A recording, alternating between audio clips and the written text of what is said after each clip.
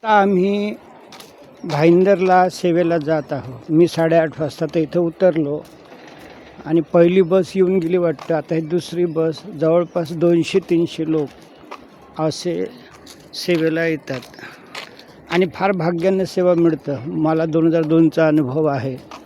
पहिल्या वेळेस मला सेवा करायची इच्छा नव्हती, त्यावेळेस सेवा मिळालीच नाही. तर अशा रीतीनं आता परवा माझ्याकडून एक चूक झाली. मी अहंकारानं उद्धटपणे बोललो होतो की मुझे व्यक्त नाही, आणि मग मला लाज वाटली. मात्र आता शनिवार ऐवजी आज मी सेवेला जातो, उद्या घरची कामं करणार. मी मुद्दामच रेल्वेमधली ती क्लिप सुरुवातीला अटॅच केली.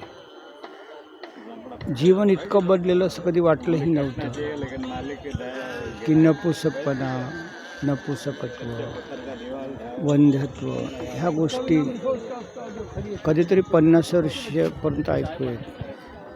आता 6 पैकी 1 कुटुंब म्हणे या दुःखातून जात आहे आणि निर्लज्जपणे अशा जाहिराती इथं फिरत आहे. आता इथं मी एका सेवेला जातो, सत्संग सेवेला. तर ह्या सेवेचं त्याची जाहिरात करून असा प्रकार आहे. मात्र सेवा मग ती चैत्यभूमीवरची असो, चर्चमधली असो, मंदिरातली असो, की एखाद्या तुमच्या NCC ग्रुप कुठली असो, सेवा फार भाग्याने मिळतं आणि आपले पावलं निश्चितच सत्मार्गाला चालतात. आणि म्हणून वाईट लोकांपासून वाचण्यासाठी म्हणजे सत्संग. 2-1 महिन्यापूर्वी सहज माझ्या एक वाचण्यात आलं होतं आणि ती कहाणी वाचून माझ्या पायाखालची जमीनच सरकली. किती साड्या विकणारी स्त्री तिचा अनुभव सांगते की तिच्याकडे खूप 500-600 साड्यावाला कनेक्टेड आहेत.